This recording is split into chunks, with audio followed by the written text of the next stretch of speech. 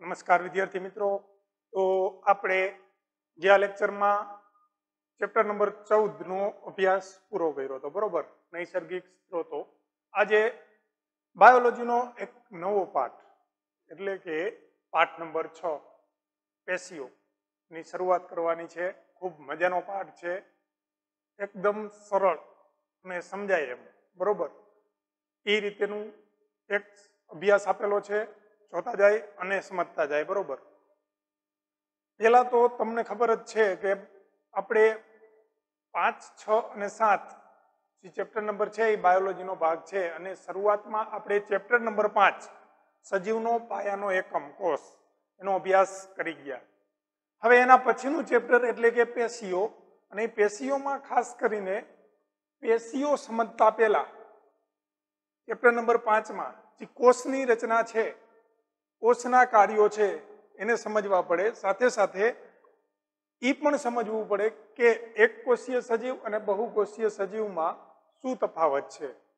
જોઈએ તો પેશીઓ એટલે શું, કે આપણને ખબર છે કે કોઈ પણ સજીવ શરીર હોય તો એમાં પાયાના એકમ તરીકે કોણ હોય? કોષ હોય।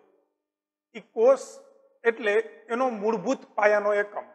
હવે કોષ જો એક કોષીય સજીવનો હશે તો એ એક કોષીય સજીવનો જે એક કોષ છે એ જ સંપૂર્ણ સજીવ તરીકે વર્તશે। મતલબ કે દાખલા તરીકે અમીબા છે તો અમીબામાં જે એક કોષ છે એ જ એમાં શ્વસનની ક્રિયા કયો તો ભલે, પાચનની ક્રિયા કયો તો ભલે, ઉત્સર્જનની ક્રિયા કયો તો ભલે, બધું જ એ એક કોષ કરશે। જ્યારે સામે કોઈ બીજું સજીવ શરીર છે તો એમાં આ એક કોષ છે એવી રચના નહીં હોય। એમાં શું હશે તો કે એમાં અલગ અલગ કાર્ય કરવા માટે અલગ અલગ અંગો અથવા તો અલગ અલગ તો કે અંગતંત્રોની વ્યવસ્થા હશે। મતલબ કે આપણે જૂનું ભણી ગયા હતા એમ કે જ્યારે બહુકોષીય સજીવની વાત કરો ત્યારે એમાં શ્રમ વિભાજન જોવા મળે છે। શ્રમ વિભાજન એટલે શું? કાર્યની વહેંચણી। કાર્યની વહેંચણી તો કે કોઈ ચોક્કસ કાર્ય કરવા માટે કોઈ ચોક્કસ અંગની એમાં શું હશે? વ્યવસ્થા હશે। સમજો, દાખલા તરીકે કોઈ એક કોષીય સજીવ છે તો એના શરીરના વિવિધ કાર્યો કેવી રીતે થતા હશે તો કે એક કોષ દ્વારા જ થતા હશે। જ્યારે હું, તમે કે બીજા બધા પ્રાણીઓ છીએ તો શું કરશું? અથવા તો વનસ્પતિ છે તો એમાં બોલવાની ક્રિયા અલગ અંગથી થાય છે, સાંભળવાની, જોવાની, હલનચલન કરવાની, આ તો બાહ્ય ક્રિયા થઈ। આંતરિક ક્રિયાની વાત કરું તો રુધિરનું પરિવહન છે, સંદેશાઓનું વહન છે મગજ સુધી પહોંચાડવાનું, બરોબર। એના સિવાય કિડની દ્વારા તો કે ગાળણની ક્રિયા થાય, રુધિરને ગાળવાની ક્રિયા છે। તો આ બધી ક્રિયા આંતરિક છે, આંતરિક અંગો દ્વારા થાય છે। તો આવી રીતે શરીરના વિવિધ કાર્યો છે એ અલગ અલગ અંગોમાં વહેંચાયેલા હોય છે, એને કહેવાય શ્રમ વિભાજન થયેલું છે, બરોબર। તો જો આ અંગો છે એ અંગો બધા કાર્ય કરે છે, પણ અંગો શેના બનેલા છે? કે કોષોના બનેલા છે। કોષ છે એ તો બધા કાર્ય કરતો નથી, પણ કોષ છે એ શું કરે છે તો કે કોષ છે એ વધારે પ્રમાણમાં જોડાય છે। બહુકોષીય સજીવની વાત કરું છું, એટલે કે વધારે કોષોનો સમૂહ ભેગો થાય છે, અને કોષોનો સમૂહ છે એ ભેગો થઈ અને શું બનાવે છે? પેશીની રચના કરે છે। તો એ પેશીની રચના થાય પછી શું તો કે પેશી જોડાશે અને કોઈ એક અંગ બનાવશે, અને એ અંગ દ્વારા વિવિધ કાર્યો થશે બહુકોષીય સજીવોમાં। તો આ જે પેશીની રચના છે એ પેશીને સમજવાની છે કે પેશી એટલે શું છે તો કે કોઈ અંગમાં જેમ કોષ છે એમ જે કોષ જોડાય અને પેશી બનાવે છે એવી રીતે પેશી જોડાય અને અંગના નિર્માણમાં એક અગત્યનો ભાગ ભજવે છે। તો એ રીતે આપણે કહી શકીએ કે શરીરના વિવિધ કાર્યો અને પેશીના વિવિધ કાર્યો, એમાં સ્નાયુ પેશી આપણા હાથ અને પગમાં હોય। દાખલા તરીકે જો મારા હાથની આંગળીઓ છે તો હું આને મારી ઈચ્છા મુજબ વળાંક આપી શકું છું। એના પાછળનું કારણ શું છે? સ્નાયુ પેશી છે। એનું સંકોચન થવું, એનું શિથિલન થવું, એટલે કે એને ભેગું થવું, એનું છૂટું પડવું, તો આ બધા કાર્યો છે એ કેના લીધે થાય તો કે સ્નાયુ પેશીના લીધે થાય। એના સિવાય ચેતાકોષો મગજમાં સંદેશાઓનું વહન કરે, મગજ સુધી સંદેશા પહોંચાડે, ચેતાપેશી। કેમ કે ચેતાપેશીના કારણે જ આપણને અલગ અલગ સંવેદનાનો અનુભવ થાય। ગુસ્સો આવવો, બરોબર, બીજું તો કે થાક લાગવો, આ બધી ચેતાપેશીના કારણે થાય. એના સિવાય કોઈ ગરમ વસ્તુ છે અથવા તો કોઈ ઠંડી વસ્તુ, ગરમ વસ્તુને આમ તમે હાથ અડાડો તરત તમારો હાથ પાછો લઈ લેશો. કેમ? તો કે મગજ સુધી સંદેશો પહોંચે છે અને એ એક કમાન્ડ આપવામાં આવે કે તમારો હાથ પાછો ખેંચી લ્યો. બરોબર? બહુ ઝડપી પ્રક્રિયા થાય. એના સિવાય તમે હાલતા હોય, તમારા પગમાં કાંઈક સેજ એમથી ખરોચ વાગી કોઈ પથ્થરની અથવા તરત તમે પગ અધર લઈ લેશો. કેમ? તો કે તમારા ચેતાપેશી દ્વારા સંદેશાનું વહન મગજ સુધી થયું. તો સંદેશા વહનનું કાર્ય કોણ કરશે? ચેતાકોષો કરશે. આ બધી જે પેશી જે કાર્યો છે એ અત્યારે ખાલી પ્રાસ્તવિક છે, ખાલી સામાન્ય માહિતી છે. આની માહિતી આપણે આ ચેપ્ટરમાં આગળ વિસ્તૃત સ્વરૂપે ભણવાની છે. બરોબર? એના સિવાય રુધિર કોષો છે. તો જે લોહીમાં અમુક આપણે જે શ્વાસ દ્વારા ઓક્સિજન ભળે છે તો એ ઓક્સિજન લોહી દ્વારા પહોંચે છે વિવિધ કોષો. એના સિવાય કેટલાય નશાકારક દ્રવ્યો છે, અંતસ્ત્રાવોનું વહન છે. આ પણ કેના દ્વારા થાય? તો કે રુધિર પેશી દ્વારા થાય છે, રુધિર કોષો દ્વારા થાય છે.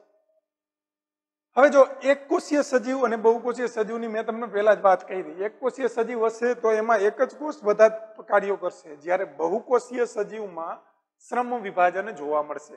હવે આ જે આપણે સમજ્યા તો ખરા, ચાલો કે પેશી છે, ઓલા કોષ છે, કોષ જોડાય અને પેશી બનાવે છે, અને પેશી જોડાય અને કંઈક અંગ બને છે, અને અંગ દ્વારા બહુકોષીય સજીવમાં વિવિધ કાર્યો થાય છે. સમજાણી વાત. હવે જો મુદ્દાની વાત એ કે પેશી એટલે છે શું? તો મેં તમને કીધું એમ કે અલગ અલગ કાર્યો કરવા માટે આપણા શરીરમાં અલગ અલગ અંગો છે. હવે એ અલગ અલગ અંગો છે તો એ અલગ અલગ કોષોના બનેલા છે. યાદ કરો ચેપ્ટર નંબર 5 આપણે એક ચાર્ટ દોર્યો હતો, જેમાં સ્નાયુ કોષો, ચેતાકોષો, રુધિર કોષો, બરોબર, ચરબીના કોષો, મેદકોષો, આ બધા આપણે જોયા હતા. અને એનો તમને ચેપ્ટર નંબર 5 બીજા પેજ ઉપર ફોટોગ્રાફ પણ આપેલો છે. તો હવે આ રીતે તમને ખબર હશે કે એ અલગ અલગ કાર્યો કરવા માટે અલગ અલગ કોષોની રચના જુદી જુદી છે.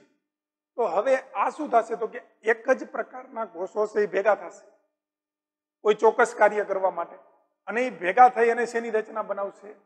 પેશીની રચના કરશે. મતલબ કે શરીરમાં કોઈ ચોક્કસ કાર્ય કરવા માટે રચાતા વિશિષ્ટ પ્રકારના કોષોના સમૂહને શું કહેવાય? પેશી કહેવાય. શરીરમાં કોઈ ચોક્કસ કાર્ય કરવા માટે, હાથ છે તો હાથમાં શું હતું કે એનું શિથિલન અને સંકોચન દ્વારા એનું શું કરવું છે? તો કે આપણે એનું હલનચલનનું કાર્ય કરવું છે. તો એમાં તો કે સ્નાયુ કોષો છે એ કોઈ સ્નાયુ કોષો જોડાશે અને સ્નાયુ પેશીની રચના કરશે, અને એના દ્વારા શું થશે? તો કે સંકોચન અને શિથિલન થશે. આ રીતે કોઈ ચોક્કસ કાર્ય કરવા માટે કોઈ ચોક્કસ પ્રકારનો કોષોનો સમૂહ ભેગો થાય, અને એ શેની રચના કરે? તો કે પેશીની રચના કરે. એટલે કે કોઈ શરીરમાં કોઈ ચોક્કસ કાર્ય કરવા માટે રચાતા વિશિષ્ટ પ્રકારના કોષોના સમૂહને શું કહેવાય? પેશી તરીકે ઓળખવામાં આવે છે. ચોક્કસ કાર્ય કરવા માટે સમજો, અલગ અલગ અંગો છે એ અલગ અલગ કાર્ય સાથે સંકળાયેલા છે, તો બધા જ અંગોમાં અલગ અલગ પેશીની રચના હશે. સમજાણી વાત? તો ચોક્કસ કાર્ય કરવા માટે જે ચોક્કસ અંગો ભેગા થાય એને શું કહેવાય? તો કે પેશી કહેવાય. પેશીના ઉદાહરણ જોઈએ તો કે રુધિર પેશી છે, ચેતાપેશી છે, જેમ હમણાં વાત કરી એમ. પછી આ અન્નવાહક અને જલવાહક. વનસ્પતિમાં અન્નવાહક અને જલવાહક પેશી હોય. વનસ્પતિમાં ખોરાકનું વહન કરવા માટે અન્નવાહક અને પાણીનું વહન કરવા માટે જલવાહક પેશીની એક રચના થયેલી હોય છે. આગળ જોશું ચેપ્ટરમાં વનસ્પતિ પેશી અને પ્રાણી પેશીને વિસ્તૃત સમજવાની છે. અત્યારે ખાલી પ્રાસ્તવિક માહિતી પૂરતી વનસ્પતિમાં જે ખોરાકનું વહન કરે એને શું કહેવાય? તો કે અન્નવાહક પેશી, અને જે પાણીનું વહન કરે એને જલવાહક પેશી કહેવાય. અહીંયા એક પ્રશ્ન પૂછું તો તમને તમારી સામાન્ય બુદ્ધિ પ્રમાણે જવાબ આપવાનો છે. અન્નવાહક પેશી છે એનો વહન માર્ગ કયો હશે, અને જલવાહક પેશીનો વહન માર્ગ કયો હશે? તો સમજો, થોડુંક મગજ અકાલો કે અન્નવાહક અને જલવાહક કેમાં છે? વનસ્પતિમાં છે. વનસ્પતિમાં ખોરાક બનાવવાની ક્રિયા ક્યાં થાય?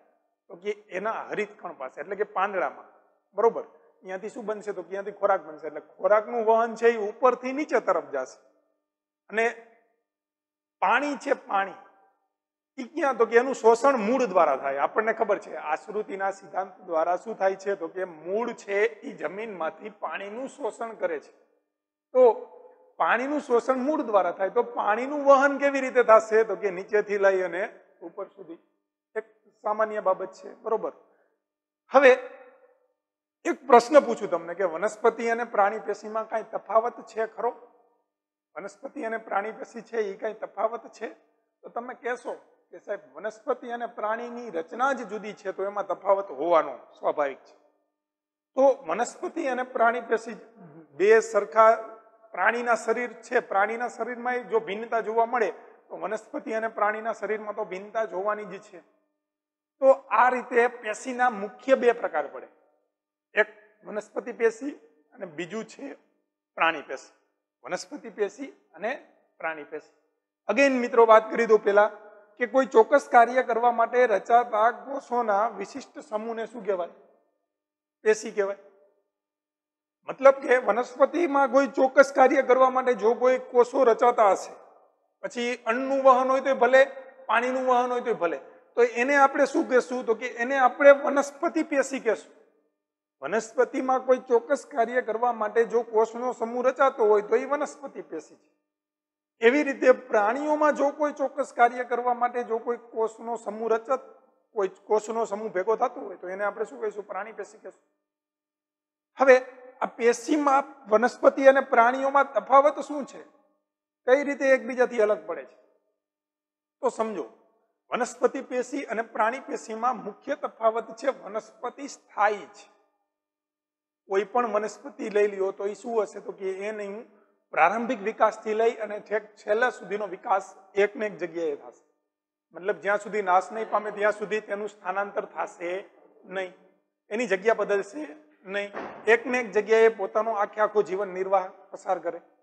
તો દેખીતી વાત છે કે એને કેટલી બધી કુદરતી આફતો, વધુ પડતો તાપ છે, વધુ પડતી ઠંડી છે, વધુ પડતો વરસાદ છે, વાવાઝોડું છે, તો આવા કેટલાય બધા એક વાતાવરણના ફેરફારનો સામનો કરવો પડશે. તો એના માટે એને કાંઈક મજબૂતાઈની જરૂર પડશે, કેમ કે એ પોતે વિચરણ કરી શકતું નથી, હલનચલન કરી શકતું નથી. તો એને શું? તો કે આંતરિક મજબૂતાઈની જરૂર પડશે. તો એ મજબૂતાઈ આપતી પેશી કઈ છે? તો કે મૃત પેશી. વનસ્પતિમાં મોટા ભાગના કોષો છે એ મૃત કોષો હોય છે. મોટા ભાગના શબ્દ વાપરું છું, બધા જ નહીં. મોટા ભાગના કોષો છે મૃત કોષો હોય અને મૃત કોષો દ્વારા મૃત પેશીની રચના થયેલી હોય છે. બરોબર? તો મૃત પેશીની રચના થયેલી મૃત પેશીનું કાર્ય શું? તો કે મૃત પેશી છે એ વનસ્પતિને બંધારણીય મજબૂતાઈ આપે, એટલે કે એને બહારના વાતાવરણ સાથે અનુકૂલન સાધી શકે એટલા માટે એને શું? તો કે એક બંધારણીય મજબૂતાઈ આપશે. જ્યારે પ્રાણી પેશીની વાત કરું તો પ્રાણી પેશીમાં શું છે? તો કે પ્રાણી પેશી પહેલા તો સ્થાયી નથી. કોઈ પણ પ્રાણીઓ હોય તો એના રહેઠાણથી, એના પ્રજનનથી વિચરણ કરતા હોય, બરોબર? એને ખોરાક મેળવવા માટે આ રીતે વિચરણ કરતા હોય તો એટલે કે એક જગ્યાએથી બીજી જગ્યાએ સ્થાનાંતર કરતા હોય છે. તો વનસ્પતિ પેશી અને પ્રાણી પેશીમાં મુખ્ય તફાવત એ કે વનસ્પતિ પેશી સ્થાયી છે, પ્રાણી પેશી સ્થાયી નથી. એટલે કે કોઈ એક જગ્યાએ પ્રાણી સ્થાનાંતર કરી શકે છે. બીજું શું? તો કે વનસ્પતિની તુલનામાં વધુ ઉર્જા વાપરે છે. સમજો, વનસ્પતિનું વિભેદન 3 પ્રકારે થયેલું હોય, મૂળ, પ્રકાંડ અને પર્ણ. 3 અંગોમાં એનું વિભેદન થયેલું હોય. તો પ્રાણીઓમાં જોવો તો અલગ અલગ અંગોની રચના છે. અલગ અલગ અંગોની રચના છે તો દેખીતી વાત છે કે અલગ અલગ પેશીઓની જરૂર પડશે, ખાસ કરીને જટિલ પેશીઓની જરૂર પડશે. સમજશું જટિલ પેશી એટલે શું અને સરળ પેશી એટલે શું. તો જે વનસ્પતિ છે એમાં શું હોય? તો કે એમાં પેશીઓનું જે વિભેદન થયેલું હોય એના કરતા પ્રાણીઓમાં જટિલ કક્ષાએ પેશીઓનું વિભેદન થયેલું હોય છે.